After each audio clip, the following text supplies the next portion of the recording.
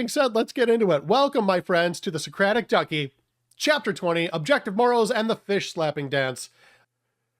I was setting fire to old tires full of orphan kittens this morning when I realized that the only thing that has kept me from making arson, burning down hospitals specifically, a full-time career, is all the time I spend selling drugs to grade school kids as a way to fund the local chapter of the Illinois Nazis. Racism isn't cheap, you know, not the real fascist genocidal kind. So I thought I could start splitting my time between drugs and theft more efficiently by forcing other people to rob for me by threatening their wives and children with high explosives and anthrax. Every successful person has had a team under them. Look at Jim Henson, Oprah, or Attila the Hun, just to name a few examples. And I want my career as a fascist, polluting, racist, thieving drug czar to be more than just a hobby.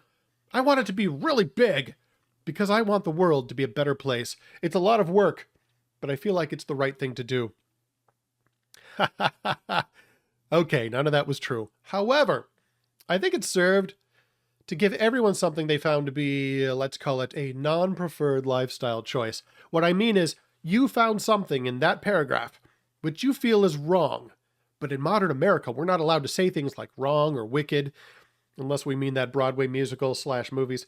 But admit it, there was at least one thing in that list above that caused you to really think, he should not do that. And the awful truth is, you really meant it.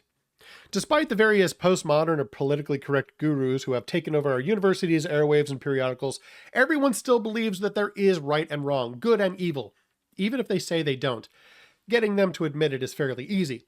If anyone tells you there is no real standard of right and wrong, just say that you think the government should pass laws supporting your point of view and punishing those who don't act according to your morals.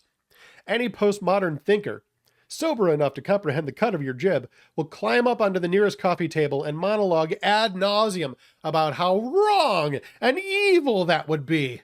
They will tell you, you should not force your beliefs on other people. That would be wrong. No, really, I've had this conversation.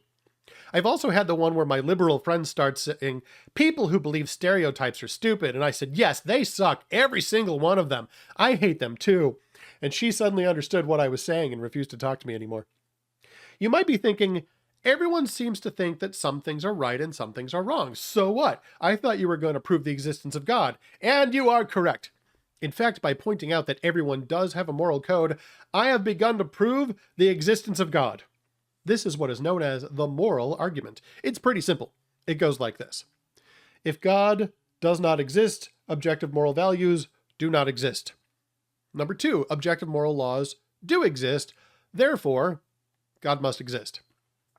Let me do that one more time. Number 1, if God does not exist, objective moral values do not exist. Number 2, objective moral laws do exist. Number 3, therefore, conclusion, God must exist. Let me put on my DJ Jazzy Jeff hat and break it down for you. Kids, ask your grandparents who DJ Jazzy Jeff is. About premise number 1. I have given you the atheist, nihilist, and postmodern position. That's right. I am starting this argument by agreeing with atheists, nihilists, and postmodernists. Objective morals are dependent on God, and if God is non-existent, morals go out with him.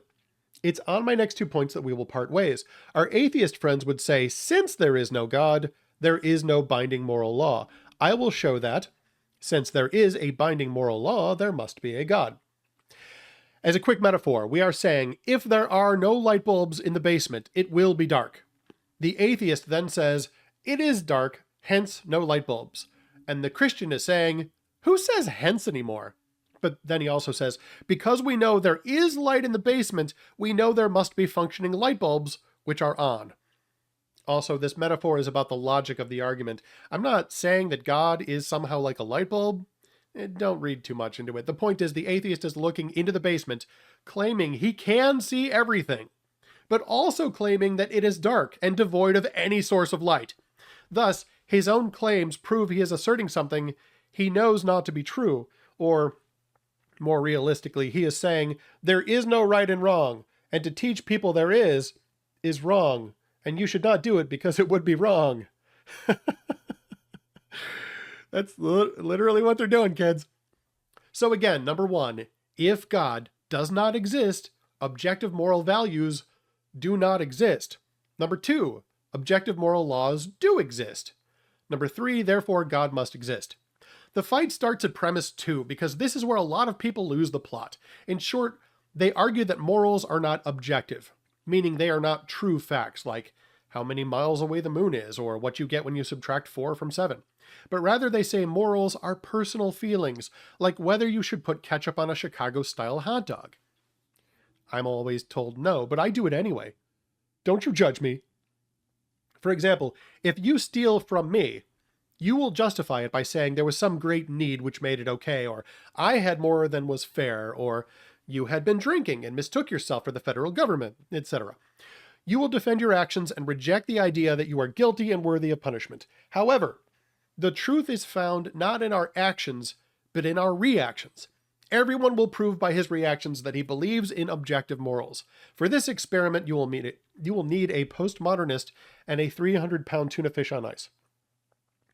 If they slap me with a fish, they will argue that morals are subjective, and I have no right to force my moral standards on them. They ought to, they will argue, have freedom of fish slapping. They will argue that the freedom to slap another person with a fish is a basic human right, and it ought to be paid for by government funding. If I slap them with a fish, they will want me arrested immediately. How you react to evils will show that you know them to be evils. Again, imagine someone you love very much. Now imagine I choose to slap them with a fish, and a big one too, like a 300-pound tuna. You would not say to yourself, there is no transcendent standard of good and evil against which to judge this action. It is simply different from the actions I would have chosen in this stage of my emotional development. You probably would be thinking, let's see how he feels with that fish shoved into his left nostril. I'd also like you to notice that you justify things which are wrong. No one justifies a right action. If I see you stealing, you will come up with a list of excuses longer than the Treaty of Ghent, 1814 to 1964. It wasn't me, you will say. It was my evil twin, or the pain of poverty, or peer pressure, or the booze. No one does this if they are caught doing right. If I catch you doing something selfless and kind for someone else, you don't turn red and say, oh, you saw that, huh? Well, I had a lot to drink. I didn't know what I was doing. If I were to accuse you of something which I thought was wrong, but you truly felt was right, why would you come up with excuses? You would not. You would just say, yes, I did. It was the right thing to do. Most of our justifications are made to ourselves. If you find yourself preparing excuses as to why something is okay for you to do, it probably isn't. Let me bring this to a boil. To say that there is no objective moral standards is to say that the worst, most horrible crime you can imagine differs from the greatest act of selfless charity only in the emotional response you feel. If you can really and with honesty say that you feel the actions of Hitler and the Nazis who slaughtered 6 million people, and those of Mother Teresa who gave her life, blood, sweat, and tears to comfort and serve the poor, were different only in the average emotional response they evoke, then you are a sick, sick puppy. Though, most likely you're just a big liar and you know better. Lying is wrong, so knock it off, or I will slap you with a fish. And a big one, too.